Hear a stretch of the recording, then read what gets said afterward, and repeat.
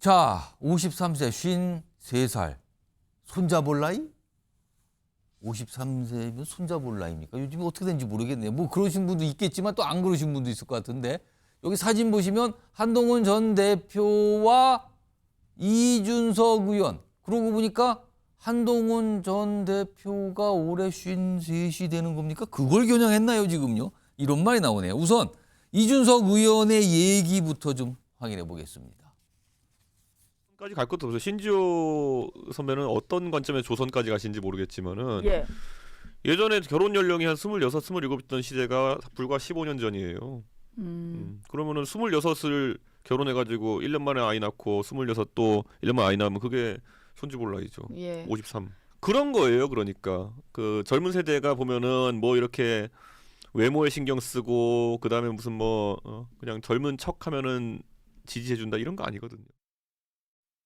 자, 이 얘기가 시작이 된 게 얼마 전에 친한계 국민의힘 정치인들이 언더 73, 아까 이제 송영훈 전 대변인이 살짝 얘기하셨어요. 언더 73이란 유튜브 채널. 그리고 이제 그게 어떤 모임의 이름처럼 됐어요. 언더 73은 1973년생 이후 출생한 정치인들의 모임. 그러니까 뭔가 소장파 느낌도 있고요. 청년의 느낌, 젊은 느낌 이런 걸 갖는 모임이거든요. 언더 73.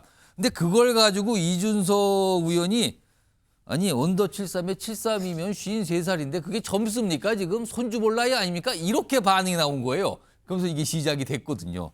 그러자 아까 신지호 전 의원 얘기 잠깐 했죠? 화면 좀 보겠습니다. 이런 반응을 보였어요. 이준석 의원도 옛날 같으면 손자 볼 나이다. 지금 40이면 손자 볼 나이다 지금. 조선시대라면 할아버지 소리 들었다. 이렇게 또 받아친 거죠. 그러면서 이제 설전처럼 비춰졌는데 이 얘기 좀 해볼까요? 송영훈 전 대변인. 지금 양측이 그러니까 한동훈 전 대표 측과 이런 친한계 정치인들과 이준석 의원이 나이와 젊음 이걸 이미지를 갖고 설전을 벌이는 것 같은데 이거 왜 이렇게 된 겁니까? 이게? 아니 그런데요. 이건 단순히 생물학적 나이의 많고 적음, 예. 늙고 젊을 문제가 아닙니다. 사실은 구태 정치에 답습하지 말자는 것에 있거든요. 자, 나이로만 치면야 뭐 이준석 의원이 젊죠. 1985년생, 이제 만 40세가 되는 예. 나이인데 그럼에도 불구하고 계속 구태 정치에 답습해 오고 있지 않습니까? 본인이 과거에 윤석열 대통령과 충돌을 빚으면서 여당 대표 자리에서 물러났었는데 그걸 지금 본인이 만든 개혁신당에서 똑같이 답습하고 있잖아요. 허은하 대표가 물론 지금 법원의 가처분 결정에서 패소해서 물러나게 됐지만 전 대표가 됐죠. 그래서. 이준석 의원 본인도 국민의힘 당대표 시절에 그런 일을 겪었잖아요. 예. 그러면 본인이 받은 대로 똑같이 돌려주는 것이 좋은 정치입니까? 그걸 젊은 정치입니까? 새로운 정치입니까? 그런 걸 얘기하는 거예요. 뭐 이준석 의원도 만들고 싶으면 언더파로 만들면 됩니다. 뭐 많이 하시라는 말씀 드리고요. 자꾸 그런 생물학적 나이를 가지고 내세우지 말고 예. 과연 본인의 정치가 그럼 기성 정치와 무엇이 다른지에 대해서 분명하게 본인의 가치를 얘기할 수 있어야 됩니다. 그러니까 지금 송영훈 전 대변인은 아니 그렇게 뭐 따지지 말고 언더파로 만드세요. 정말 젊은 사람들끼리 한번 생물학적으로 약간 이렇게 받아치셨는데 이동학 전 최고위원 지금 이 상황 어떻게 보고 계십니까? 이게 무슨 상황으로 보이십니까 지금? 예전에 한동훈 전 대표가 대표 시절에 예. 무슨 던킨 도너츠 커피에 던킨 도너츠 들고 출근하고 예. 그다음에 어디 대구 어디 가서 뭐 스타벅스 뭐 매장 우리도 이제 이런 거 먹어야 된다 이런 얘기하고 그다음에 이번에 카카오로 뭐 택시 불렀다.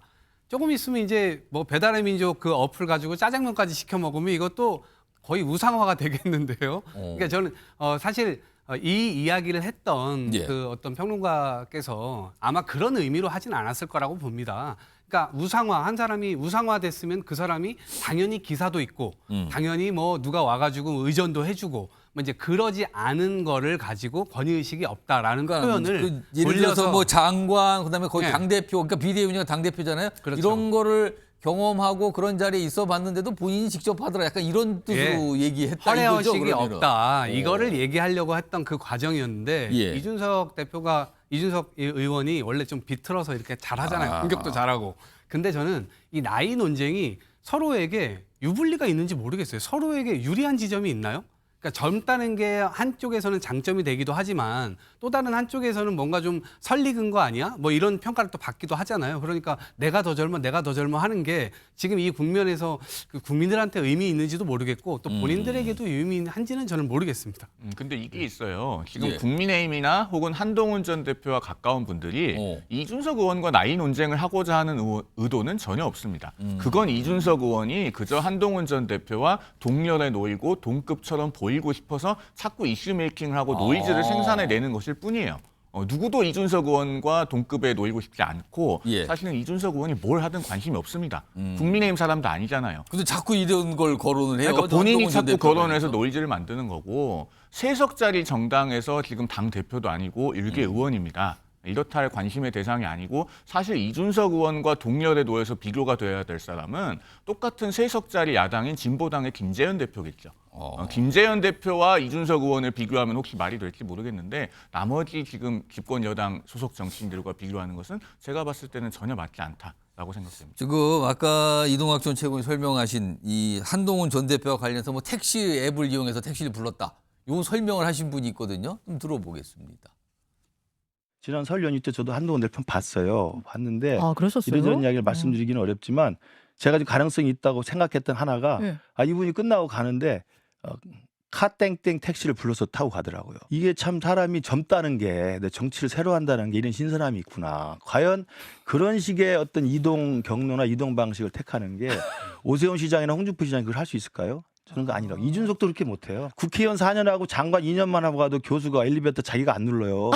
보좌관이 눌러줄 기다리죠.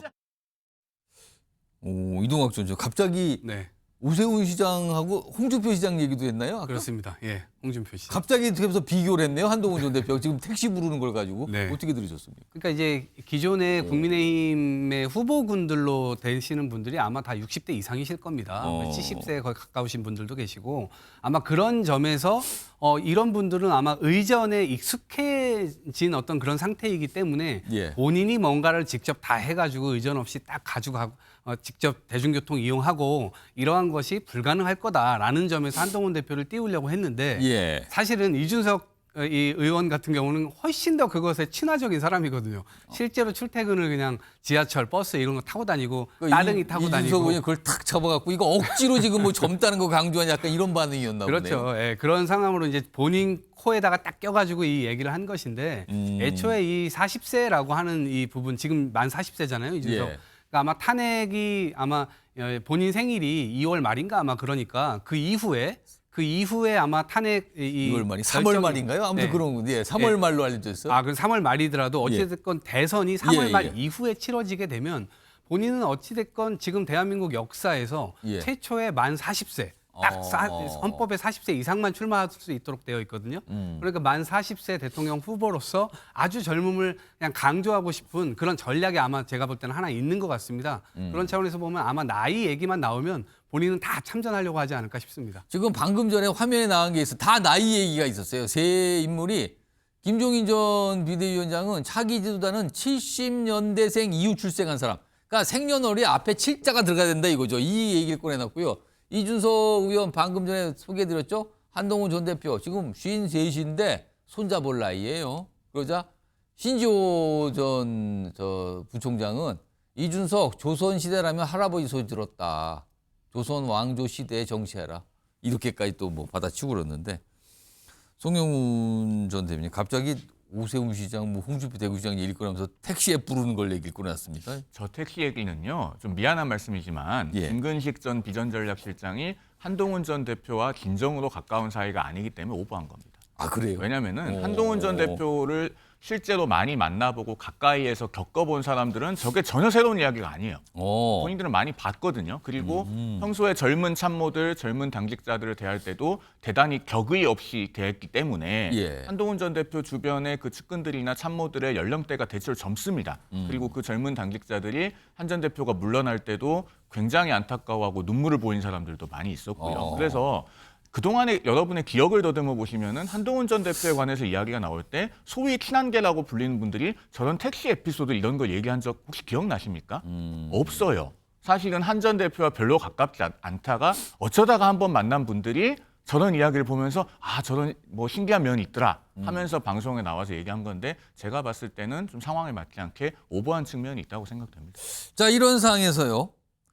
친한계 정치인으로 꼽히신 분이 이번에는 오세훈 시장 얘기를 해요. 앞서서 김근식 전 실장이 이 택시앱 얘기하면서 오세훈 시장 얘기하는 거는 살짝 지나간 건데 오세훈 시장은 뭘 해야 된다고 주장을 하는 목소리가 있었어요. 들어보겠습니다. 저는 오세훈 시장님이 입장을 분명히 해야 된다고 생각을 해요. 예. 그러니까 비상계엄에 대한 입장을 항상 뒤에서 찔끔찔끔 얘기하시잖아요. 자기 본인이 주도해서 얘기를 하시는 게 아니라 예. 되게 한동훈 대표가 다 얘기를 하고 나면 예. 나중에 뒤에서 그렇게 얘기를 하신단 말이에요. 근데 분명한 입장을 밝혀주셔야 돼요. 책임 있는 정치인이잖아요. 자, 송영훈 전 대변인. 이런 얘기가 지금 김종혁 전 최고위원이 나왔거든요. 향후에 만약에 조기 대선이 열릴 경우 오세훈 시장과 한동훈 전 대표는 경쟁자 또는 지지층이 겹친다. 뭐 이런 것까지 생각한 걸까요? 뭔가 입장을 밝히라고 그러네요, 지금요. 뭐 그렇다기보다는 예. 원래 그 라디오나 유튜브에서 정치 대화라고 하는 게 맥락이 있지 않겠습니까? 예. 질문이 있으니까 답이 나왔겠죠. 그런 측면이 있을 거고 사실 제가 개인적으로 전망하기로는요. 만약에 조기 대선이 현실화된다면 예. 국민의힘 내부의 후보 경쟁 구도는 계엄에 가장 강력하게 반대했던 사람 그리고 탄핵에 가장 강력하게 반대했던 사람 이 두 후보 간의 경쟁이 될 가능성이 굉장히 높습니다. 지금 김문수 장관이 이제 그 탄핵에 대해서 가장 그 부정적인 그렇죠. 반응을 가장 강한 보이면서 반대죠. 여권 내에서 주목을 받고 있지 않습니까? 그런데 한편으로는 본선에 가면은 민주당은 이른바 계엄동조당이라는 프레임을 펼칠 것이 너무 명확관화하기 때문에 예. 그러면은 그런 프레임으로부터 자유로울 수 있는 후보가 누구냐 여기에 대해서 본선 경쟁력의 측면에서 또 많은 관심들을 가질 겁니다. 그렇기 예. 때문에 계엄에 가장 강력하게 반대했던 후보 그리고 탄핵에 가장 강력하게 반대했던 후보 간의 구도가 될 가능성이 높은 것이고 그 외의 나머지 주자들은 상당히 어중간한 포지션에서 존재감을 잃게 될 가능성이 높아요. 그러면은 김종혁 전 최고위원이 지적한 부분을 사실 뭐 오세훈 서울시장이나 그 밖에 다른 정치인들이 이것을 어떤 네거티브로 받아들일 것이 아니고 사실 거기에서 새겨들을 부분이 있습니다. 왜냐하면 오세훈 서울시장 같은 경우에 사실 어떤 입장을 가졌는지 우리가 기억하지 못하는 분들이 많거든요. 예. 그것은 그만큼 결정적인 순간마다 입장이 명징하지 않았다는 의미이기도 해요. 그러면 앞으로 만약에 조기 대선 현실화됐을 때 어떻게 본인의 존재감을 찾을 것인가 예. 여기에 대해서 좀 경청할 만한 부분이 있는 것이고 사실 그 계엄이 있었던 당일 밤에도 한동훈 전 대표가 3번에 걸쳐서 공개 메시지가 나오고 나서 예. 오세훈 당시 서울시장은 0시 19분이 돼서야 첫 반응이 나옵니다. 그 정도로 상당히 텀이 길었어요. 근데 우리 모두가 사실 그때 생방송으로 어떤 상황들이 펼쳐지고 있는지 보고 있지 않았습니까? 그러면은 위기의 순간에 있어서 누가 가장 빠르고 정확하게 판단할 수 있느냐 이런 지점에서 또 비교될 수 있는 요소가 있거든요. 그런 것들을 김종혁 전 최고위원이 복합적으로 지적을 한 것이 아닌가 그렇게 보여집니다. 말씀 듣고 보니까 그래도 친한계 정치인들이 뭔가를 오세훈 시장을 보고 좀 의식하고 있는 거 아닌가 또 이런 생각도 들기도 하네요. 지금 굉장히 관심 있게 보고 있다는 뜻도 될 것 같기도 한데요. 이런 상황에서 방금 말씀하셨죠. 김문수 장관. 이게 뒤늦게 알려졌습니다. 누구를 만났다고요. 보겠습니다. 누구를 만났는지요. 이게 지난 3일에 김문수 장관이 이명박 전 대통령을 만났어요. 전직 대통령을 만났다라는 거는 그렇게 간단해 보이지 않거든요. 더군다나 김문수 장관 최근에 조기 대선을 가정한 여론조사에서 여권 1위를 달리고 있는 상황이거든요. 그런데 지난 3일에 만났다는 겁니다. 설명이 나오죠. 신년 인사하러 간 겁니다. 뭐 이런 거 조기 대선 뭐 계엄 이런 거 자꾸 그러는데 그런 얘기 없었어요. 관련 없어요. 이런 반응입니다. 자, 그럼 오늘 김문수 장관의 목소리 좀 들어볼까요? 확인해 보겠습니다. 그냥 인사하러 갔습니다. 신년이 되고 그래서 제가 인사를 하러 거리로 찾아뵀습니다. 현안을 꼭 말씀드리러 간 것은 아니고 인사차 이제 갔는데 사실 대통령만 안 계시는 게 아니고 밑에 총리도 없고 장관도 없고 또 장관 임명하지도 못하는 이런 거는 얼마나 큰 국가적인 손해냐 하는 것을 저도 듣고 상당히 참 가슴 아팠습니다. 이런 것은 빨리 극복을 해야 되는데 제일 좋은 거는 대통령께서 빨리 복귀하시는 것이 제일 좋지만 빨리 복귀하는 게 가장 좋다 이런 입장을 좀 밝혔네요. 이동학 전 최고위. 네. 이명박 전 대통령 MB를 만난 김문수 장관. 이거 어떻게 봐야 됩니까? 김문수 장관은 벌써 15년 전인가요? 그때도 이명박 대통령 시절에도 예. 박정희 대통령 그리고 세종대왕, 정조 이거 네. 다 합친 것보다 반만년의 역사에서 최고의 이 리더다라고 MB를 치켜 세운 적이 있습니다. 당시에도. 네, 그러니까요. 오. 그때도 이미 뭐 굉장히 가까운 관계였고 지금도 그 관계는 유지를 하고 있겠죠. 예. 근데 인사차 같다 하더라도 지금은 시국이 시국이니만큼 정치적 해석이 곁들여질 수밖에 없는 겁니다. 오. 그래서 지금 이미 본인이 지금 1위를 본인이 어리둥절할 겁니다. 본인은 1등을 지금 하고 있기 때문에 사실은 제가 볼 때 김문수 그 장관의 행동이라든가 말이라든가 이런 것들이 지금 FM이에요. 어떻게 볼 때? 왜 그러냐면 지금 대통령이 지금 이 탄핵 당할 위기에 처해 있고 그렇기 때문에 다시 돌아올 거다라는 확신을 계속해서 지지층에게 주는 말을 하고 있거든요. 그래서 자기는 대선 준비 안 한다. 뭐 이렇게 하지만 실제 MB 대통령을 만난 건 뭡니까? 사실은 그 행보 속에 전 녹아져 들어있다. 아주 노련한 수가 그 안에 지금 숨어 들어가 있다라고 보고 메시지도 흔들림 없이 끊임없이 계엄이라든가 아니면 탄핵이라든가 일관되게 지금 가고 있고 예. 그 지지층들을 향해서 윤석열 대통령이 돌아올 것이다라는 메시지만으로도 역설적이게도 이거는 조기 대선이 열린다면 가장 소구력 있는 지지층의 내용이 되지 않을까 싶습니다. 송영훈 전 대변인은 김문수 장관의 저 행보는 어떻게 좀 보십니까?